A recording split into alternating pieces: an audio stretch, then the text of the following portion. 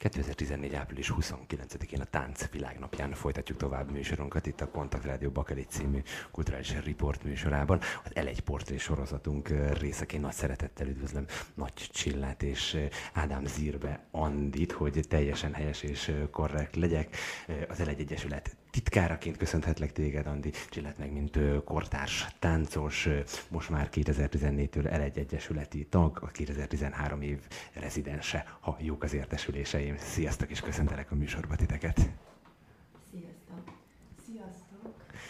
Ezen kívül még köszöntenék még egy vendéget természetesen, egy Boróka nevű gyönyörű kis hölgyet, ugyanis aki látja a streamelt adásunkat, mert a kontaktradio.hu weboldalon lehet követni a műsort is, hogy mi folyik itt a stúdióban, azért az láthatja, hogy még van rajtunk kívül egy kedves kis hölgy.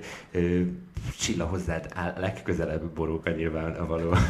Mit tudunk elmondani róla, csak így a köszöntés jegyében? Borókáról. Boróka elvileg elaludt, gyakorlatilag nem. Úgyhogy Boró 10 hónapos, nagyon erős, izmos, tekereg, izeg, mozog, ficereg, ahogy Andi is megfogta, megjegyezte, hogy milyen kis ügyesen spirál mozgásokkal, itt a székről is lefolyt, tehát mozgása az nagyon kis jellegzetes. Akkor így a Táncvilág napján jól érezhetjük, hogy az utánpótlás az adott, majd természetesen kialakul, hogy ő milyen irányba fog dolgozni tovább. Ugye az egy portré sorozat kapcsán vagytok itt most jelen. Innen üdvözöljük természetesen az L1 Egyesület vezetőjét is, Ladjánszky Mártit, aki, ha minden igaz, a vonal végén ott van, illetve hát hallgatják a rádiót. Úgy mutattalak be titeket, Andi, téged, mint az Egyesület titkára. Ha jól tudom, 3 éve is most a tegnapi nap folyamán megújításra, megerősítésre került a pozíciót. Általános kérdésem mindkettőtökhöz szól természetesen, de most téged szólítottalak meg ezzel, Andi, először, hogy mikor kerültetek kapcsolatba az L1 Egyesülettel? Kezdjük picit a kályhától a történetet. Oké. Tehát valóban én vagyok az L1 Egyesület titkára, most már, ahogy mondod, 3 éve, bár én így az évek múlását kevésbé követem, nagyon összemosódnak, de tulajdonképpen, ahogy én az L1-be bekerültem, ez egy kicsit így a programszervezés felől érkezett. Én sokáig lengyeles voltam, tehát én a lengyel irányt képviseltem az L1-en belül is, így kerültem kapcsolatba a fesztivállal is, hogy először a lengyel előadókat javasoltam, ajánlottam, képviseltem, és egy idő után ez elkezdett szélesedni, és megkaptam azt a bizalmat az Egyesület vezetőségétől, Mártitól, Ladjánszky Mártitól és Varga Zsolttól, hogy azt hiszem, hogy 2011-ben, meg 2012 első felében is egy kicsit még utazgathattam is, tehát különböző fesztiválokon vettem részt az L1 Egyesület képviseletében, szemezgettem. Tehát az volt az én feladatom, hogy járjak nyitott szemmel, figyeljem azokat az előadásokat, amik az adott platformon vagy fesztiválon bemutatásra kerültek, és ebből közös döntések alapján alakítottuk utána az elkövetkezendő L1 Dance Festnek a programját, mert hogy ugye ez a kitüntetett vagy legfontosabb eseménye az L1 Egyesületnek évente. Igen, talán ez tűnik tényleg a legnagyobb összefoglalójának annak, amivel foglalkozik az L1 Egyesület. Számtalan ágon természetesen kibontakoztatva az év minden napján. Egyre inkább ott tartunk, hogy majdnem minden nap van valami olyan történés, ugye a tagok rezidensek révén, amiről hírt lehet adni. Olyan sokszor elhangzott most így az L1 fogalom, és azt hiszem nekünk meg, akik hallgatóink, akik sorozatszerűen hallgatják az L1 portrét, természetes lehet, hogy az L1 Egyesület mit jelent, de aki esetleg most kapcsolódik bele, hogy tudnátok ti definiálni magát az L1 Egyesületet, mert sokaknak valószínűleg egy nagy kérdőjel, hogy itt most egy L és egy arab egyesül, vagy egy L1-ről beszélünk, vagy mit jelent egyáltalán ez az L1 a ti megfogalmazásodokban?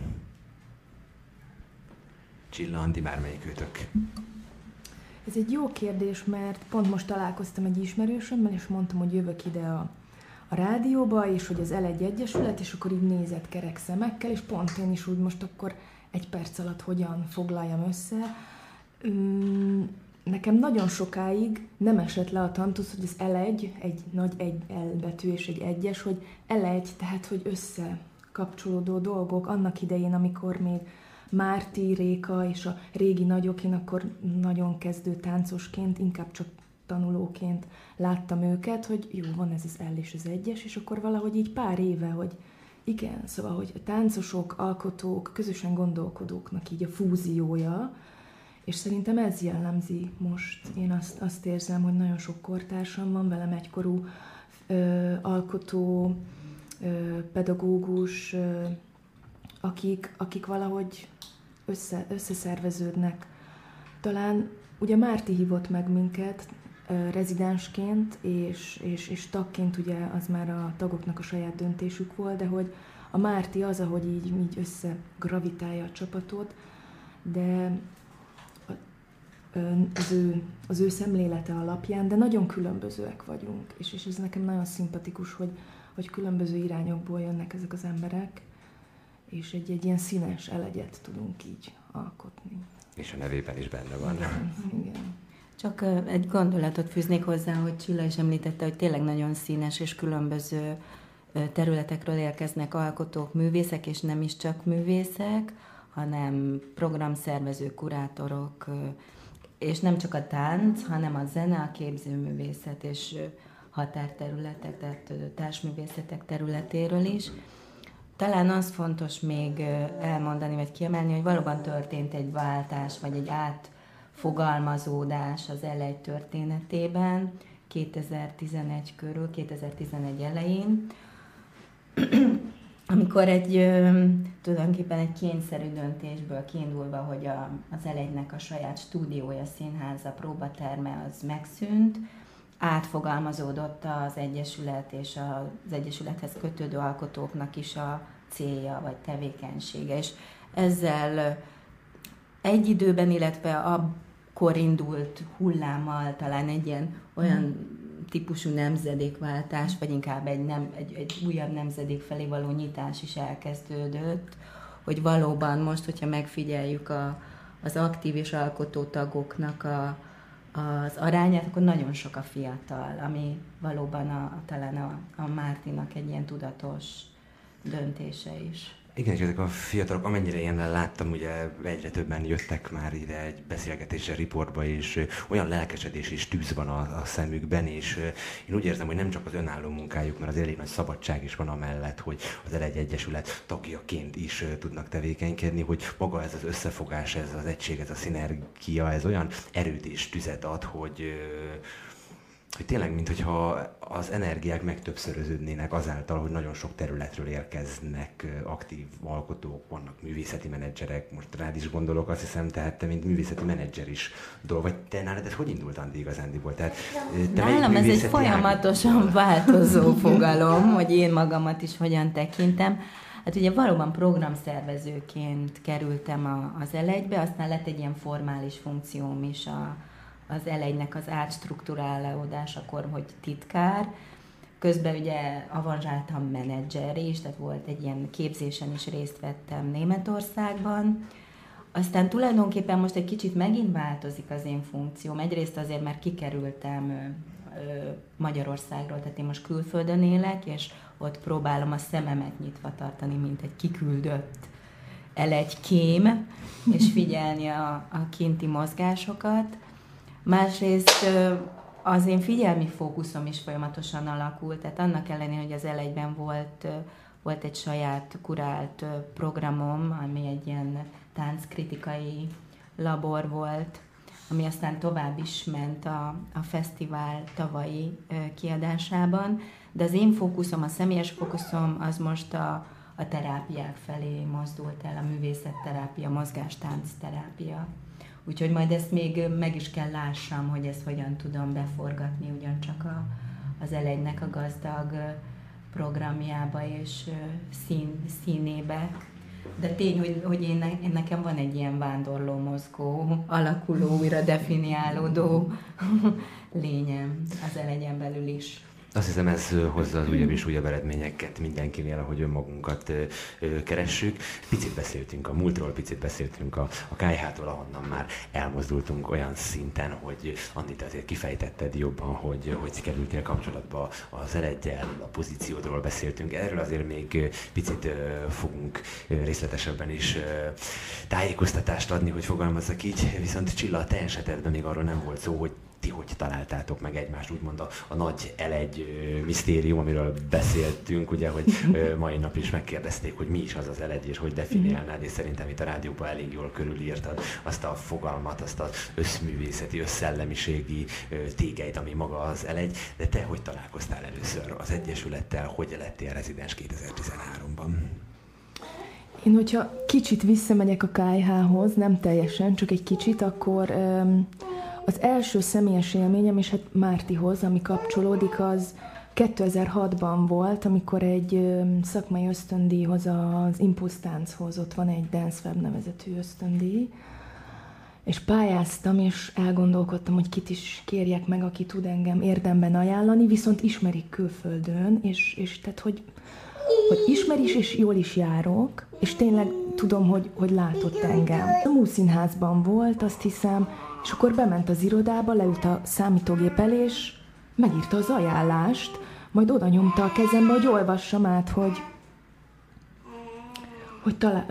jó ez így nekem, gondolok-e valamit hozzáfűzni valót, és én csak így köszönöm. Tehát, hogy így igen, nagyon, tehát amit írt, ahogyan is ott rögtön, akkor az nekem egy olyan kapcsolódás volt, hogy igen, tudja, hogy ki vagyok, szán rám időt, és profi megírja, és mehet a pályázat. Meg is kaptam a pályázatot, az nekem egy hatalmas lehetőség volt Bécsben, és akkor eltelt így pár év, amikor megkérte Márti. Azt hiszem, hogy egy fesztivál kapcsán, igen, a fesztivál kapcsán van egy beszélgetéses rész, ahol meghívná Harold Essert és engem, hogy beszélgessünk bizonyos művészeti témákról. Akkor ott beszélgettünk, és utána jött az, hogy hát ő megkérne engem, hogyha lenne kedvem, hogy legyek rezidens. Ez 2012-ben volt, és én ennek nagyon-nagyon örültem, gondolkodtam picit, és amikor igent mondtam, utána rá az is kiderült, hogy várandós vagyok, tehát hogy valahogy ez a kettő dolog így egyszerre jött az életembe, a rezidensség, az Elegy, Márta, és az anyaságnak a kezdete. Akkor ezt párhuzamosan kellett megélni maga a rezidens évet a szó legszebb értelmében is. A rezidens programod az mit takart? Hogy tudtad ezt megoldani? Úgyhogy párhuzamosan az élet egyik legszebb útjára lépve, közben egy hatalmas lehetőséget kapva rezidensként. Mi volt a te programod, a te rezidenciád, miben valósult meg? És te hogy definiálnád azt, hogy mi az, hogy rezidens? Először voltak, bevallom, félelmeim, hogy kapok egy lehetőséget, és akkor most az én fókuszpontom meg az életemben az aktualitás az másfelé megy, és akkor hogyan tudom kiaknázni ezt a lehetőséget. Úgy voltak bennem aggodalmak, ráadásul kiköltöztem Írországba, és ott éltem a gyermeknek az apjával, és akkor jöttem rá, hogy mi is ez az egész, hogy van egy viszonyítási pont, egy támpont, a Márti, még hogyha e-mailen keresztül, vagy bárhogy, az Elegy, hogy ott kint csináltam egy rezidens programot, készült egy szólóm, amiben nagyon sok segítséget kaptam a Mártától, és hazatérve akkor bemutattam ezt a szólót itthon is, a Jurányiban, a Gólem Színháznál, majd itthon elindultak az események, amiben folyamatosan kaptam visszajelzést Mártitól, akár pályázás, akár szakmai, akár személyes tanács, tehát hogy így valahogy úgy elkezdett, ahogy így nőtt a hasam, egyre jobban alakult ki, hogy mi ez az Elegy rezidencia is bennem. Úgyhogy, és amikor az év végén a beszámolót a Mártinak elkészítettem, akkor valahogy azt érzem, hogy azért történtek dolgok, és nagyon jó dolgok, és jó volt visszanézni, és hogy jó érzéssel tölt el ez az egész egyéves rezidencia. És akkor már tudtad, érezted, hogy ennek folytatásának kell lenni, és hogy jó helyen vagy, te is megérkeztél, mármint ami az Elegy Egyesületet jelenti, mert ugye utána te az idei évtől kezdődően állandó taggá is váltál. Igen, pontosan ugye megkérdezte a Márti, hogy szeretnék-e csatlakozni, és abszolút biztos voltam benne, hogy igen, mert arra jöttem rá, hogy segített ez az egy év ahhoz, hogy komolyabban vegyem magamat. Tehát, hogy valahogy a Mártinak a jó értelembe vett komolyság, ahogy közelít felénk, az úgy, most már én is így komolyan veszem magam. És hogy ez jó. Persze ettől még rugalmas, meg játékos, de hogy úgy. Úgy, igen. Igen, úgyhogy úgy látom, hogy mindketten akkor szerepet kaptatok már, hát Andi, te elmondtad, hogy azért már 3 éve, több mint 3 év a nagy fesztivál, a kiemelt L1 programként, ami immáron átdobom a labdát, hanyadik alkalommal is lesz rezidens módon? 14, ha nem tévedek. Ha nem tévedünk. Nagyon rossz vagyok számokban, Márti, nézd el nekem, ha rosszat mondtam. Viszont a hallgatóinknak átformálom ezt a szituációt, ezt a zsánerképet, ugyanis nagyon tudatosan nem akarjuk megmondani pontosan, hogy hanyadik alkalommal van 2014-ben az L1 táncfesztivál megrendezve, úgyhogy aki helyesen válaszol, ezt már ki is rakjuk a Facebook oldalunkra is, hogy esetleg betelefonál ide a rádió műsorban. Az egy páros tiszteletjeggyel lehet gazdagabb, egész a Bakelit májusi programjaira beválthatóan, szóval hanyadik alkalommal kerül megrendezésre az L1 Fesztivál 2014. szeptemberében. Ha már fesztivál, ha már szerepetek volt benne, Csilla, nálad a beszélgetésben, Andi, te mint egyik fő szervezője gyakorlatilag, mondhatjuk így, illetve ugye a kritikusok vonalon most az idei évben. Tehát Mártival többször leültünk, beszélgettünk, rádióban is elmondta, hogy amint véget ér gyakorlatilag a fesztivál, már is lehet kezdeni a következő évet tervezni, szervezni, hisz óriási munka van benne. Most így áprilisban a Táncvilágnapján mit tudtok mondani április 29-én, mennyire vagytok a mély vízben, illetve a közepén? Hát, mint jeleztem korábban, én most egy kicsit kevésbé. Egyrészt azért, mert kiköltöztem Bécsbe, másrészt azért, mert engem is érintett az anyaság. Tehát nagyon szép dolog, hogy most mi így ketten vagyunk itt a Csillával. Nem tudom, hogy mennyi ebben a véletlen. Én nem hoztam el a kislányomat, ő egy fél évvel idősebb, mint a Boró, de itt van velem, tehát így nagyon, nagyon jó így két L1 anyukaként itt ülni. Amit én most az L1 Fesztiválhoz hozzá tudok tenni, az, hogy ajánlásokat. Tehát most a tavaszi időszakban volt 2 olyan fesztivál is Bécsben, ahova sikerült eljutnom, és ezekről referáltam a Mártinak. De nyilván ez most az ő, illetve az itteni közeli L1 alkotók és szervezőknek a döntése lesz inkább, hogy mi kerül be a fesztivál programba. Amit én korábban a fesztivál szervezés kapcsán magaménak érzek, az, hogy ugye egyrészt a lengyel fókusz bekerült a fesztiválba, utána pedig valóban ez a tánckritikai laboratórium, ami külön öröm számomra, hogy tovább is ment, már anélkül, hogy én lennék a gazdája. Tehát én voltam úgymond a szellemi anyja, vagy elindítója, és megy tovább. Úgyhogy az idei fesztiválprogramban nekem most nagyobb szerepem nincs. Aztán meglátjuk, és bízok benne, hogy ez ugye mint alakuló fogalom, az én jelenlétem, az majd megint csak valahol megtalálja közelebb is a helyét. Igen, akkor azt láthatjuk, vagy érezhetjük, hogy meg nyilván ez így is van, hogy L1 anyukaként a fókusz most elsődlegesen az anyaság és a gyermekekkel való együttélés elindítása és folyamata, de amellett, ahogy te is, Andi, mondtad, hogy azért jársz ki a platformokra, figyeled a nemzetközi történéseket. Mi az, amit esetleg aktualitásként még el tudtok mondani? Csilla, a te esetedben készül-e esetleg új koreográfia, valami új művészeti aktivitás, bár azt hiszem a legnagyobb aktivitás az, hogy Boróka is itt ül közöttünk, és egy ilyen gyönyörű gyermeknek tudtál életet adni, de most így azért mik a tervek? Röviden, egyszerűen, hogy látjátok most a jeleneteket? Hát, röviden, egyébként igyekeztem, mert volt arról szó, hogy most babástól vagy nem babástól jövünk, igyekeztem megoldani, hogy a figyelmemet, mert én még csak tanulom, amiben azt gondolom, hogy neked már nagyobb gyakorlatod van, az osztott figyelem. Tehát, hogy gyakorlom, és tehát, hogy tudjak teljes mértékben idefigyelni, úgy hozta a sors, hogy ismételten osztott figyelem gyakorlás van, Boróka jelenlétével. Ez zajlik a napokban, általában a hétköznapokban.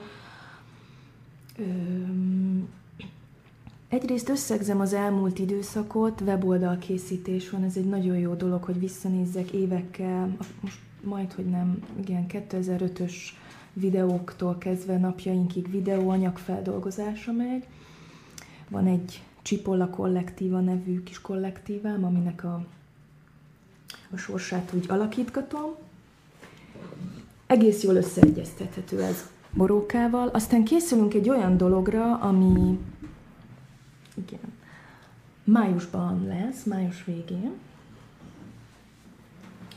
Egy közös dolog Borókával, ami Gólem Színházban volt ugye tavaly ez a várandós szóló Boróval, akkor még odabent, és most erre teszek egy kísérletet, hogy megpróbálni egy közös dolgot ismét, de már úgy, hogy ez egy duetté alakul. Ez egy kísérlet, most ezzel kísérletezünk, és meglátjuk, hogy május 23-24-én hogyan tudunk ezzel előállni.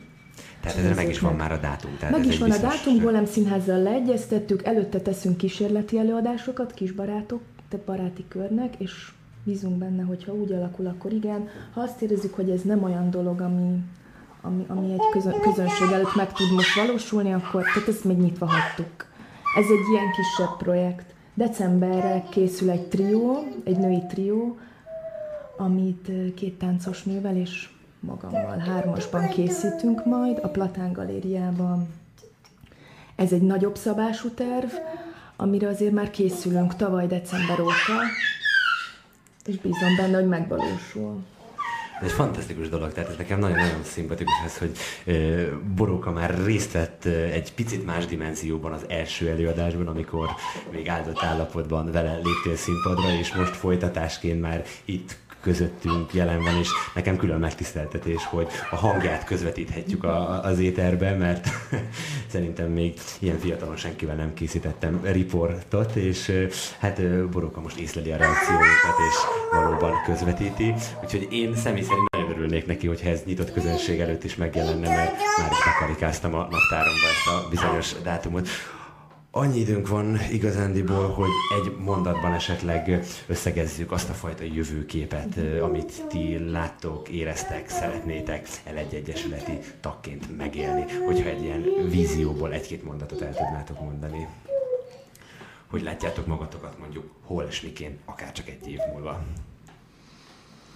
De beleugorhatunk egy 5-10 éves távlatokba is természetesen egyáltalán a jövőképetek az egy egyesület égisze alatt. Nekem tetszik ez az állandóan mozgó mátrix, ami így összekapcsolódik, tehát vannak ilyen sejtközi, átadom közben Borodnit, akrobatika zajlik, csak aki nem látja a közvetítést, elmondom, hogy itt közben akrobatikázunk.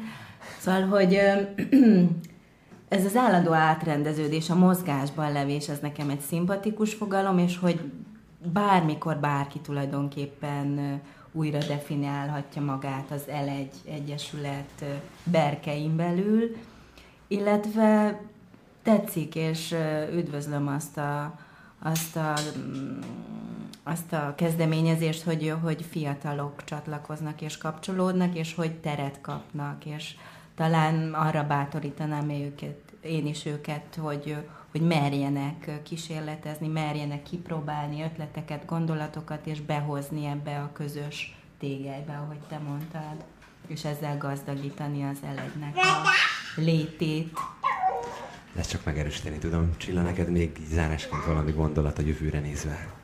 Nekem van egy olyan vágy, vagy terv, vagy elképzelés, hogy L1 tagok közösen valamit létrehozni, ami egyébként felmerült az előző évben, amikor lezártuk a rezidensi dolgainkat, akkor mi rezidensek, hogy ez miért nem valósult meg, de ha igen, hogyan tud megvalósulni, és a Mártiban is volt egy ilyen kérdés, és most az új rezidensek közül például Simányi Zsuskával már többször nekifutottunk, hogy dolgozzunk, még nem valósult meg, és nagyon bízom benne, hogy tudunk majd együtt dolgozni, egy nagyon izgalmas alkotónak tartom, vagy akár Bicók Annát és Kéri Juditot is, tehát úgy van bennem egy ilyen fantázia, hogy akkor most ez az L1 kicsit közelebb, 1-2 L1 tag még közelebb kerül egymáshoz, de ezek ilyen víziók.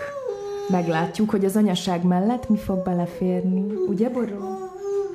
Hát a legfiatalabb egy tag már is jelentkezett, hogy hasonló jókat kíván a jövőre nézve. Hát én is ezt kívánom, hogy ezek mind valósuljanak meg, és az anyaság mellett a pályátokat is tudjátok tovább építeni, de azt hiszem egy tagként erre minden lehetőségetek megvan. Én nagyon szépen köszönöm, hogy elfogadtátok a meghívást, és ebben a portré részben be tudtátok mutatni magatokat egy picit. Biztos, hogy ennek még lesz folytatása, és amint aktualitások vannak, akkor újra meghívunk titeket ide a műsorban. Köszönjük mi is a lehetőséget és a figyelmet. Igen, nagyon szépen köszönjük, és további szép napot a Táncvilág napján mindenkinek.